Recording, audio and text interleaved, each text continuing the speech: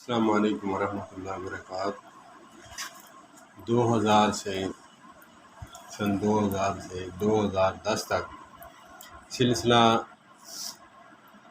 تحقیق اور افہام و تفہیم اور جستجو عمل کی نیت سے کرتا رہا۔ وہی باتیں جب کبھی دیوبندی عالم کے پاس جاتا، کبھی بریلوی اہل سنت عالم کے پاس جاتا، کبھی اہل حدیث کے پاس جاتا، وہ تو مرحلے جو تھے وہ تو میں بیان نہیں کر سکتا، لیکن محض صرف ثواب کی نیت سے وہ باتیں عرض کرتا ہوں۔ جن میں ثواب نہیں ان کو ذکر کرنے کا کوئی فائدہ نہیں۔ اسی اثناء میں نماز میں ہر مسائل پر گفتگو کرتا رہا۔ نماز میں ابتدا میں جب ہم تکبیر تحریمہ والا رفع الیدین کرتے ہیں تو اس میں اختلاف تھا کہ ہمارے علماء دیوبند اور ہمارے علماء بریلوی اہل سنت دونوں جو ہے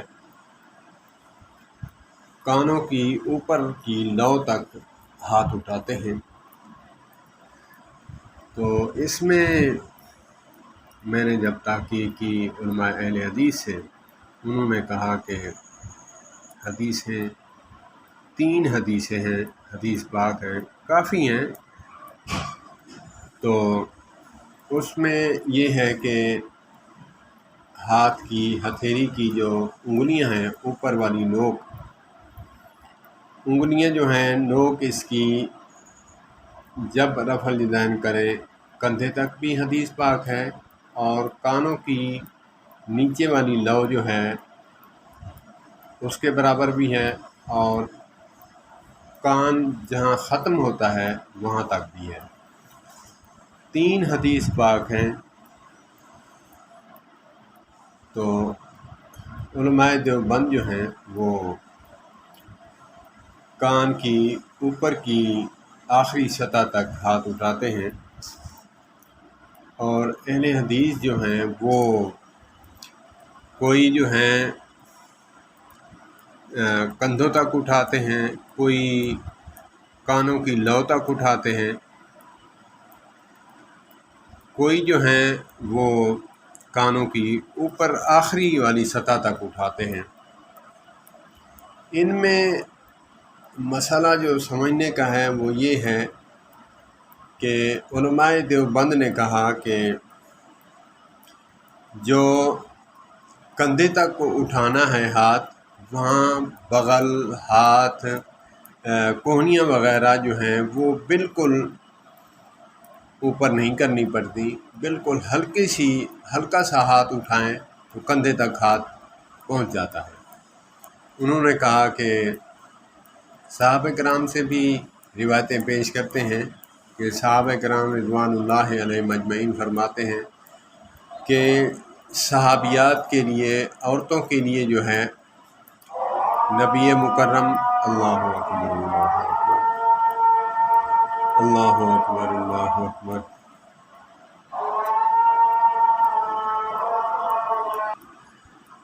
السلام علیکم۔ دوبارہ حاضر ہوا ہوں کیونکہ اذان شروع ہو گئی تھی۔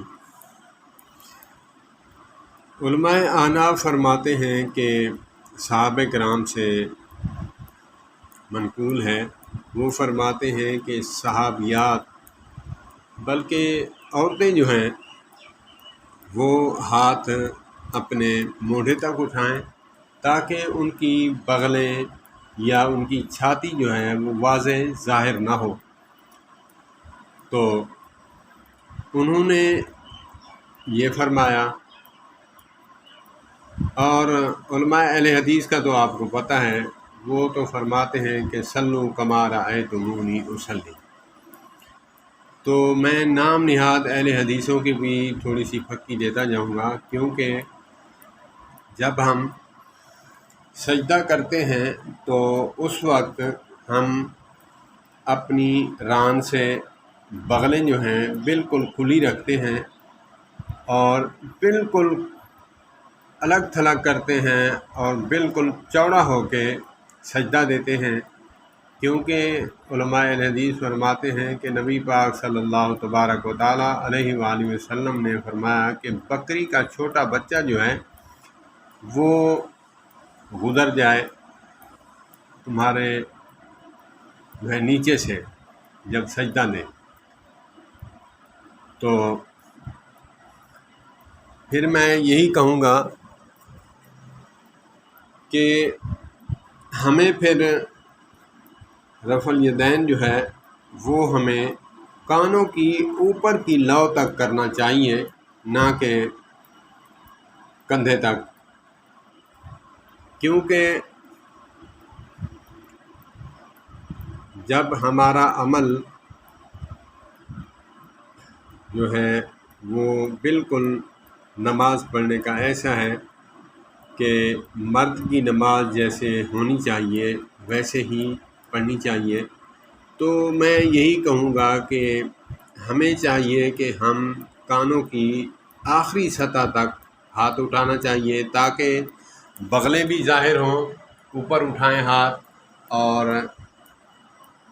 اس سے جو ہے اس حدیث پر بھی عمل ہو جائے گا۔ پھر جیسے علماء احناف فرماتے ہیں، کمال ان کی فہم پر، وہ فرماتے ہیں میں تو اس پر تنقید کیا کرتا تھا، لیکن جب مسلکی تعصب کو طلاق دے کر دفنا دیا، اس دن سے مجھے پتہ چلا کہ ان کی فہم کو سلام ہے۔ وہ فرماتے ہیں کہ 3 حدیث پاک ہیں، ہم آخری حدیث پر کانوں کی اوپر کی لو تک جب ہاتھ اٹھاتے ہیں، جب نیچے سے ہاتھ اٹھاتے ہیں تو ان 2 حدیثوں کو کراس کرتے ہوئے کندھے کی اوپر والی سطح اور کانوں کی نیچے والی جو پاپڑی ہے اس کی لو تک حدیث پاک ہیں۔ ہم ایسے ہاتھ اٹھاتے اٹھاتے کانوں کی لو تک جب جاتے ہیں تو ہمارا جو ہے تینوں حدیثوں پر اس لحاظ سے عمل ہو گیا۔ ہاں ہو گیا، لیکن تصوراتی طور پر، حقیقتاً نہیں۔ میں اس بات سے اتفاق نہیں کرتا۔ تصوراتی طور پر ہو گیا کیونکہ جب نبی پاک صلی اللہ علیہ وآلہ وسلم نے فرمایا کہ ہاتھ جو ہیں کندھے کے برابر اٹھانے چاہیے، جب رفع الیدین کریں تکبیر تحریمہ والا تو ہاتھ یہاں تک اٹھانے چاہیے، تو جب نبی پاک صلی اللہ علیہ وسلم کے فرمائے ہوئے فرمان کے مطابق جب اس حیت کو اپنائیں گے تب سنت کہلائے گا، ثواب بھی تب ہوگا۔ ہاں اگر آپ تصوراتی طور پر کہتے ہیں تو پھر تو میں مان لیتا ہوں، اللہ پاک ثواب عطا فرمانے والے ہیں۔ میں کون ہوتا ہوں کسی کو سرٹیفکیٹ جنت جہنم کا دینے والا؟ میرا تو اپنا پتہ نہیں، اللہ پاک حفاظت فرمائے سب کے ایمان کی۔ تو اسی لیے میں علماء دیوبند پھر یہی فرماتے ہیں، تو میں یہی کہوں گا کہ علماء اہل حدیث کی عوام الناس سے گزارش ہے، علماء میرے سروں کا تاج ہیں، انہی سے سیکھا پڑھا ہے، یہ جو دین کی جستجو ہے انہی علماء کی برکت اور صحبت سے ہے۔ تو میں یہی کہوں گا کہ ہمیں پھر اس حدیث پر عمل کرنا چاہیے کہ جو کانوں کی اوپر والی سطح ہے اس کے برابر ہاتھ اٹھانا چاہیے۔ اگرچہ حدیث پاک کندھے کے برابر والی ہاتھ اٹھانے والی بھی ہے، لیکن میں اس بات کو لے کر کہ جب ہم سجدہ کرتے وقت تو ہم بالکل الگ تھلگ کوہنیاں ران سے علیحدہ کر دیتے ہیں بالکل، تو جو سینہ ہے وہ زمین سے اٹھا ہوا بالکل واضح طور پر سجدہ دینا، تو اس طرح جو ہے ہمیں سجدہ دینا چاہیے۔ کچھ ہماری عوام الناس کی غلطی ہے، کچھ جو خطباء ہیں جو کچھ بریک مسائل نہیں بھی جانتے، نہ وہ بیان کرتے ہیں، تو اللہ پاک ہمیں دین کی سمجھ عطا فرمائے اور نماز کو سیکھ کر پڑھنے کی توفیق عطا فرمائے اور علماء کے ساتھ وابستہ رکھیں، کیونکہ ان العلماء ورثۃ الانبیاء یا العلماء ورثۃ الانبیاء، جو نبی کے دین کے وارث ہیں علماء ہیں، تو علماء کا بڑا مقام ہے۔ عالم دین اگر عشاء کی نماز پڑھ کے اور وہ سنت کے مطابق سو جاتا ہے تو ایک مجھ جیسا عامی شخص وہ ساری رات تہجد میں گزارے تو اس کے سونے والے عمل کے برابر ثواب حاصل نہیں کر سکتا۔ عالم کا مقام اتنا بڑا ہے، لیکن اس عالم کی بات ہے جو ان العلماء ورثۃ الانبیاء کی حدیث پاک کے مطابق اس کے تحت آتا ہے۔ تقویٰ، پرہیزگاری، جو ہم سے قیامت والے دن سوال ہوں گے، 4-5 سوال جو ہیں، نبی پاک صلی اللہ علیہ وسلم نے فرمایا کہ تو نے علم حاصل کیا، پھر علم کے مطابق عمل کیا یا نہیں کیا؟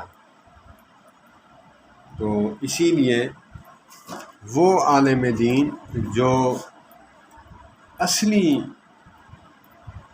جو ہے وارث ہیں، حقیقی معنوں میں وارث ہیں، نبی پاک صلی اللہ علیہ وسلم کا متبع سنت ہے اور متقی و پرہیزگار ہے، اس عالم دین کے بارے میں علماء فرماتے ہیں کہ وہ ساری رات سوئے اور ایک عابد، زاہد، عامی شخص، غیر عالم، وہ ساری رات تہجد میں گزارے، نوافل پڑھے، تو اس کے ثواب کے درجے کو نہیں پہنچ سکتا۔ تو اللہ پاک ہمیں علماء کے ساتھ وابستہ رکھے۔ والسلام علیکم ورحمۃ اللہ وبرکاتہ۔